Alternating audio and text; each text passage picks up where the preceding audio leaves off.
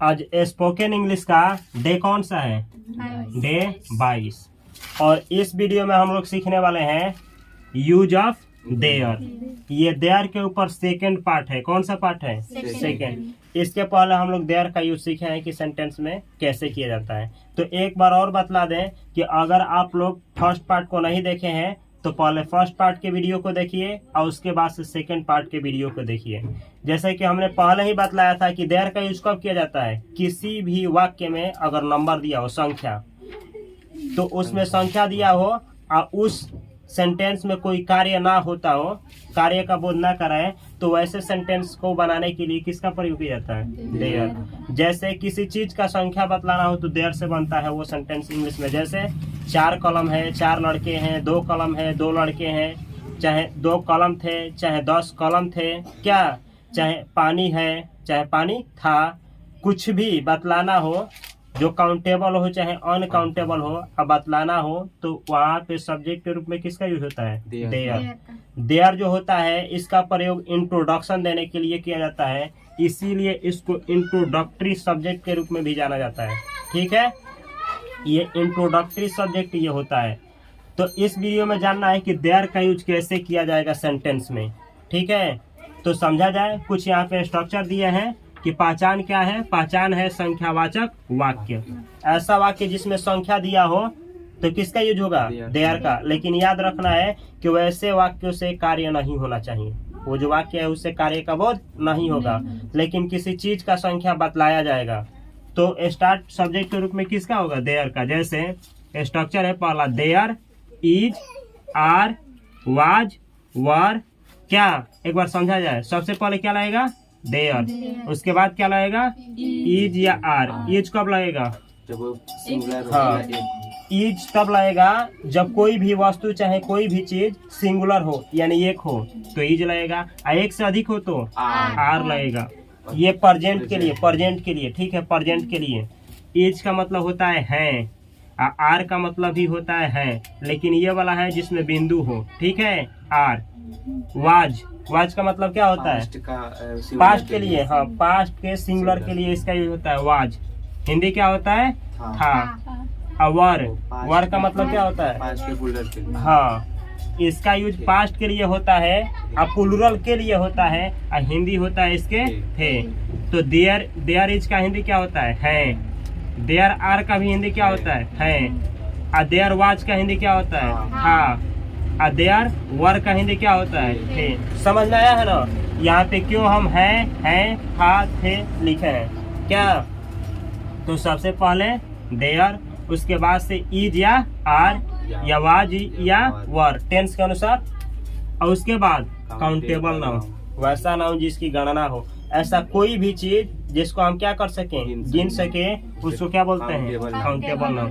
तो वो आएगा, और नहीं तो क्या आएगा? Uncountable noun. अनकाउंटेबल नाउन जिसे हम गिन नहीं सकते हैं। जैसे अनकाउंटेबल में क्या होगा? पानी, तेल, दूध, ये सब क्या है? इसे गिना नहीं ना जा सकता है, तो ये क्या है? अनकाउंटेबल। जैसे आंसू, ये क्या हो जाएगा? अनकाउंटेबल। तो सबसे पहले देयर, उसके बाद से इज या आर टेंस के अनुसार, उसके बाद से वाज या वर, उसके बाद से काउंटेबल नाउन या अनकाउंटेबल नाउन। उसके बाद क्या लगेगा? इन। अगर वाक्य में है, में आया है, में, वो बतलाया गया है कि किसी चीज के अंदर में है। जैसे स्कूल में 10 लड़के हैं। कितने लड़के हैं? 10। तो पहले तो संख्या बतलाया गया है तो देयर का प्रयोग होगा, लेकिन कहाँ पे है? स्कूल में आएगा तो क्या होगा? इन। जैसे टेबल पर 5 किताब है। कितना किताब है? 5। कहाँ है? टेबल पर। तो पर आएगा तो क्या होगा? ऑन लगेगा। अच्छा है, इन फ्रंट ऑफ। जैसे आपके घर के सामने एक कार है। कितनी कार है? एक बतलाया गया है, देयर का प्रयोग होगा, लेकिन किसके सामने है? घर के सामने। तो के सामने के लिए यूज होता है इन फ्रंट ऑफ। तो याद रखना है, मे के लिए इन, पर के लिए ऑन, और के सामने के लिए इन फ्रंट ऑफ। अब बाकी जो भी आएगा प्लस दे करके उसको लिखेंगे। OW का मतलब होता है अदर वर्ड्स। ठीक है, तो एक बार समझा दें। जब भी देयर हो, अगर सिंगुलर सब्जेक्ट हो तो इज लगेगा, क्या, अकाउंटेबल नाउन जो भी रहेगा उसको लिखा जाएगा। अगर प्लूरल है तो आर लगेगा, अगर पास्ट टेंस है तो सिंगुलर के लिए वाज, क्या, और प्लूरल है तो वर। ध्यान क्या रखना है इसमें कि अगर अनकाउंटेबल नाउन आ जाए, क्या आ जाए अनकाउंटेबल, तो कभी भी अनकाउंटेबल नाउन को सिंगुलर माना जाता है, सिंगुलर। जैसे पानी वाटर हो गया, तो वाटर के साथ प्रेजेंट के लिए क्या लगेगा, इज या इज। आवाज वर में से लगाना हो तो वज। समझ में आया है ना। तो कभी भी अनकाउंटेबल नाउन क्या होते हैं, सिंगुलर, हमेशा और हमेशा सिंगुलर होते हैं। ठीक है। और दूसरा स्ट्रक्चर देखा जाए, सेम ऐसा ही है ये भी, लेकिन इसमें क्या लगाना है, देयर के बाद हैज बीन या फिर हैव बीन या फिर हैड बीन। यहाँ 3 लिखे हैं। हैज हैव का प्रयोग कब होगा, जब प्रेजेंट की बात होगा, प्रेजेंट टाइम की बात होगा तो हैज हैव की बात होगा। तो फिर हैज कब लगेगा, हैज बीन कब लगेगा, जब सिंगुलर किसी एक कोई भी चीज होगा जो सिंगुलर होगा उसके बारे में कुछ कहा जाएगा तो क्या लगेगा, हैज बीन। एक से अधिक होगा तो हैव बीन।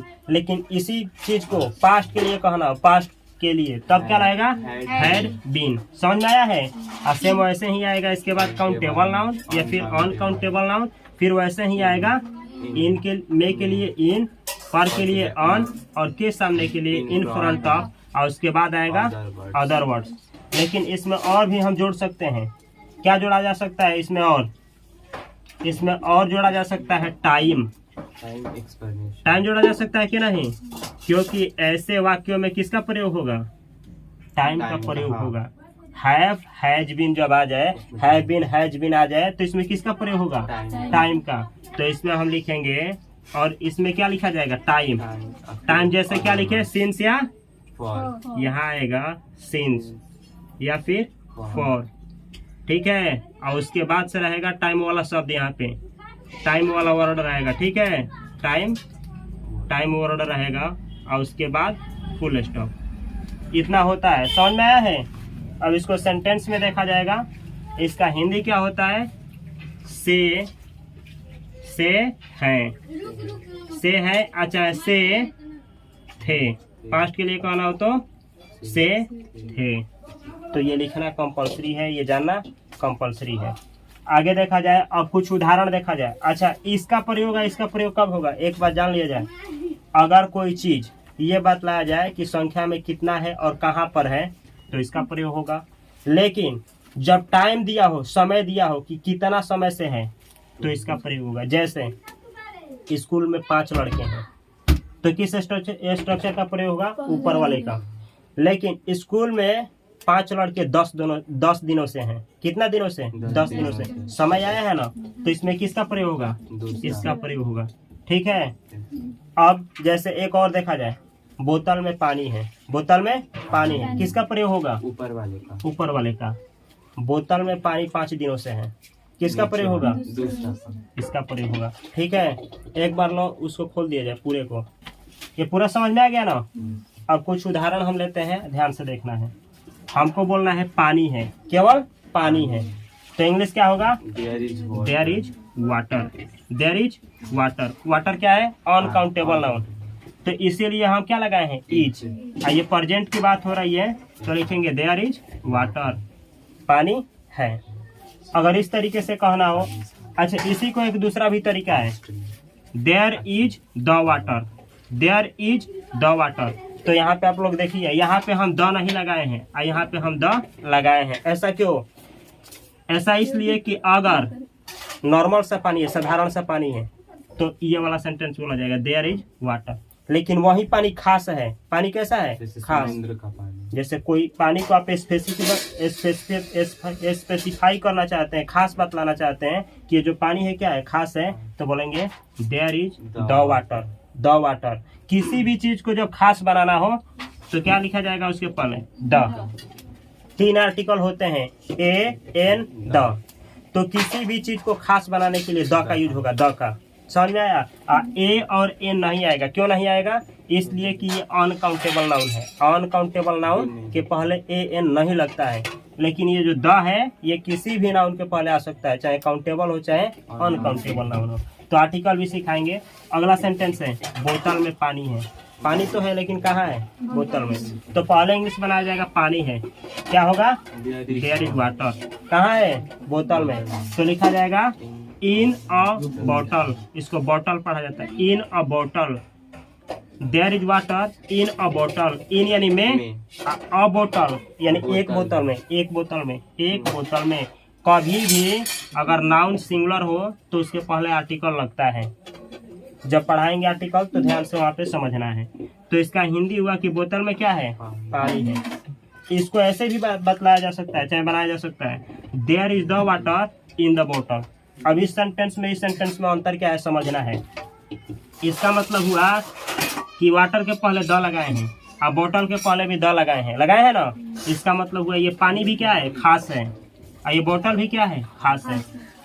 ये सेंटेंस बतलाएगा कि बोतल भी खास है और पानी भी खास है। तो जब दोनों चीज को खास बनाना हो तो ऐसे बोला जाएगा, there is the water in the बोतल।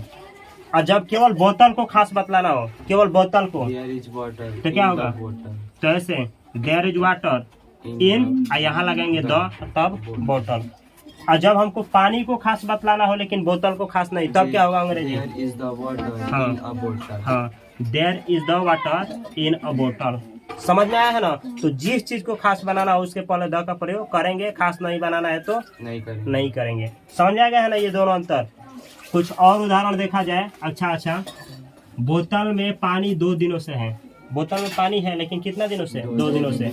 तो हम बतलाए हैं जब समय आ जाए, समय सेंटेंस में समय आ जाए तो यूज होगा किसका, इस वाले का, have been, has been, had been. तो पहले देखेंगे सेंटेंस किस में, प्रेजेंट में, प्रेजेंट की बात हो रही है तो किसका प्रयोग होगा इसमें से, हैव बीन का कि हैज बीन का कि हैड बीन का। एक तो निश्चित है हैज और हैव बीन का ही प्रयोग होगा। लेकिन बोतल में पानी 2 दिनों से है, जो पानी है वो सिंगुलर है कि प्लूरल, काउंटेबल, अनकाउंटेबल है, सिंगुलर है। तो सिंगुलर के साथ हम किसका यूज करेंगे, हैज बीन। तो लिखेंगे ऐसे, there has been water in the बोतल फॉर 2 days। पहले इतना का अंग्रेजी होगा, पानी है, पानी है। तो अंग्रेजी क्या हुआ, there has been water. Has been क्यों लगाए हैं, समय दिया है इसलिए। देयर हैज बीन वाटर, पानी है, कहाँ है, बोतल में। तो इतना का अंग्रेजी, बोतल में, इन द बोतल। अब दिया है 2 दिनों से, कितना दिनों से, 2 दिनों से। तो फॉर 2 days। अब आप लोग को ये समझना है कि कब फॉर लगेगा और कब सिंस, कब फॉर लगेगा कब सिंस। तो ध्यान से समझना है। जब ये टाइम दिया हो कि शुरुआती बिंदु, ये टाइम में जब बतलाया गया हो कि शुरू कब किया गया है तो शुरुआती का पता चले तो सिंस का प्रयोग, और जब शुरुआती का पता ना चले तो फॉर का प्रयोग। जैसे वह सुबह से पढ़ता है, कब से, सुबह से। शुरू कब पढ़ता है, सुबह, तो शुरुआती पता है ना, तो सिंस। अच्छा, दूसरा उदाहरण लिया जाए, वह जनवरी से पढ़ रहा है, जनवरी, कब से, जनवरी। शुरुआत पता है ना कि महीना तो बहुत है लेकिन जनवरी से शुरू किया है तो सिंस। एक और देखा जाए, वो अतवार से आ रहा है, कब से, अतवार। दिन बहुत है लेकिन पता चल रहा है किस दिन से, शुरुआती पता है तो सिंस। यानी कि since morning, since Sunday, since January, ये सब आएगा। अच्छा, फॉर कब, जब शुरुआती बिंदु का पता ना हो। जैसे 6 महीने से पढ़ रहा है, महीना तो 12 होते हैं ना लेकिन 6 महीना कौन पता है, नहीं है, तो फॉर 6 मंथ। 5 दिनों से, तो 5 दिन तो बहुत है लेकिन पता है शुरुआती नहीं, तो फॉर 5 days। समझ में आया है ना। तो अगर शुरुआती पता चले तो सिंस, और पता नहीं चले तो फॉर का प्रयोग। इसीलिए 2 दिनों से आया है तो क्या लिखे हैं अंग्रेजी में, फॉर 2 days। समझा गया। अगला उदाहरण देखा जाए, एक लड़का है, कितने लड़के हैं, एक। तो इसमें तो टाइम नहीं है ना, तो इस वाले पे बनेगा, बनाया जाए, there is a boy, there is a boy. There is यानी है, अ बॉय यानी एक लड़का। हिंदी क्या हुआ, एक लड़का है। आगे देखा जाए, अगला क्या है, स्कूल में 10 लड़के हैं। स्कूल में कितने लड़के हैं, 10। पहले अंग्रेजी बनाना है इतने का, 10 लड़के हैं, क्या अंग्रेजी होगा, देयर आर 10 बॉयज। समझ आया है। कहाँ है, स्कूल में। तो स्कूल में के लिए इन द स्कूल। ये स्कूल को खास बनाने के लिए हम किसका प्रयोग किए हैं, द का। और नहीं तो इसको काट करके हम यहाँ लगा सकते हैं ए। आर्टिकल लगाना जरूरी है इसलिए कि ये नाउन है, गिनने वाला नाउन है, तो इसके पहले ए एन द का यूज होगा ही होगा। अगर स्कूल खास नहीं है, खास नहीं बतलाना है तो ऐसे बोलेंगे, there are 10 boys in a school. लेकिन हम स्कूल को खास बनाना चाहते हैं तो ऐसे होगा, there are 10 boys in the school. समझ में आया है ना। तो इसको मिटा दे रहे हैं। आगे देखा जाए, सुबह से स्कूल में 5 लड़के हैं। सुबह से टाइम दे दिया है, कितने लड़के हैं 5, तो काम तो नहीं हो रहा है ऐसे वाक्य में, संख्या दिया गया है तो देयर का प्रयोग होगा, और टाइम भी दिया है तो हैज हैव बीन का प्रयोग होगा। तो ऐसे बनेगा, पहले हम लोग बनाएंगे 5 लड़के हैं, कितने लड़के हैं 5, तो आर इज आर का प्रयोग नहीं करेंगे, क्यों, क्योंकि पहले से टाइम है, हैव हैज का प्रयोग होगा। तो ऐसे होगा there have been 5 boys, have क्यों लगाए हैं, लड़कों की संख्या एक से अधिक है, प्लूरल है, अगर सिंगुलर होता तो has. There have been 5 boys, कहाँ है, स्कूल में, इन द स्कूल। अब टाइम कब से है, सुबह से, तो सिंस मॉर्निंग, सिंस मॉर्निंग। तो इंग्लिश हुआ there have been 5 boys in the school since morning. समझ आया है ना, इसका मतलब क्या हुआ, इसका मतलब हुआ कि सुबह से स्कूल में 5 लड़के हैं। समझा गया ना। अगला सेंटेंस समझा जाए, मेरे घर के सामने 5 कारें हैं। मानिए कि आपके घर के सामने 5 कार लगा है, आपको बतलाना है, तो कैसे, इसमें कौन वाला स्ट्रक्चर लगेगा, ये वाला कि ये वाला, पहले ये बताइए कौन। अच्छा 2 नंबर मेरे घर के सामने 5 कारें हैं, ये वाला कि 1 नंबर, पहला, क्यों, क्योंकि इसमें टाइम नहीं है, टाइम नहीं है, टाइम नहीं है, तो इसका यानी कि देयर के बाद इज आर होगा, प्रेजेंट की बात हो रही है, तो ऐसे लिखेंगे देयर आर 5 कार्स, एक से अधिक कार है तो आर लगेगा। देयर आर 5 कार्स, कहाँ है, सामने, सामने, तो इन फ्रंट ऑफ, किसके घर के सामने है, मेरे घर के, माई होम। इंग्लिश क्या हुआ, there are 5 cars in front of my home. तो इसका हिंदी हुआ मेरे घर के सामने 5 कारें है, मेरे घर के सामने 5 कारें है। समझ आया है ना पूरा। अगला देखा जाए, सुबह से मेरे घर के सामने 5 कारें हैं।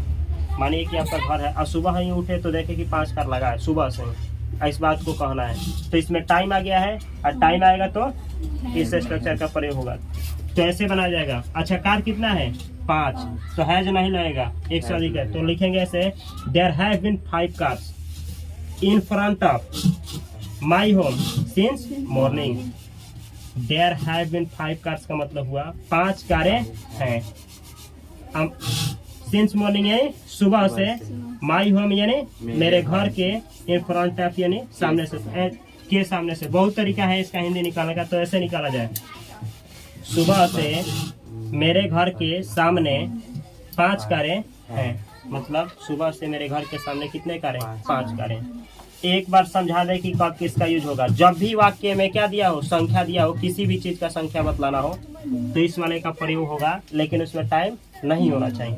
अगर टाइम आ गया तो इसमें, जैसे एक कलम है, देयर इज ए पेन, 2 दिनों से एक कलम है, there is a pen for 2 days, क्या फॉर, हाँ अनाज, दे, हाँ टाइम दिया है तो देयर हैव बीन, एक से अधिक होगा तो देयर हैव बीन मेनी। अच्छा ऐसे बतलाना है, बहुत सारी कॉल में 10 दिनों से हैं, बहुत सारी कॉल में 10 दिनों से हैं, तो कैसे बोला जाएगा, there have been many pens, और 10 दिनों से है तो फॉर 10 डेज। तो संख्या में अनकाउंटेबल, काउंटेबल दोनों आ सकता है। तो पूरा समझ में आया है। तो जो भी बचा है इसका निगेटिव बचा है सेंटेंस, कब नॉट लगाया जाएगा, कब नो लगेगा, वो पार्ट तीसरे में क्या करेंगे, कवर करेंगे। पार्ट तीसरे में इसका निगेटिव कैसे बनाया जाएगा, कब यूज किया जाएगा, जहां जहां अगर इसी सेम चीज को पास्ट के लिए कहना हो, पास्ट के लिए, तो इसके जगह पे क्या लगेगा, वाज, इसमें वाज, यहाँ भी वाज, यहाँ भी वाज। अगर इसमें कहना हो तो हैज बीन आया है तो क्या लगेगा, had been, had been, had been past के लिए। इसके लिए आर का प्रयोग है तो आर के लिए वर, वर, वर प्लूरल। इसमें क्या होगा, हैड बीन, हैड बीन, इसमें वर, इसमें हैड बीन। तो आप लोगों को दोनों पे इसको प्रैक्टिस करना है, प्रेजेंट के लिए भी और पास्ट के लिए। तो अगर आप लोगों को इस वीडियो से इंग्लिश सीखने में हेल्प मिल रही है तो इस स्ट्रक्चर पे 2 सेंटेंस और इस स्ट्रक्चर पे 2 सेंटेंस अवश्य कमेंट बॉक्स में कमेंट करें, और वेट करिए, मैं लेकर के आ रहा हूँ देयर का पार्ट 3 वीडियो, जिसमें आप लोग निगेटिव सेंटेंस कैसे बनाया जाता है ये सीखेंगे। इस वीडियो को देखने के लिए आप सभी को बहुत सारा प्यार। मैं मिलता हूँ अगली वीडियो में, तब तक के लिए आप सभी को धन्यवाद।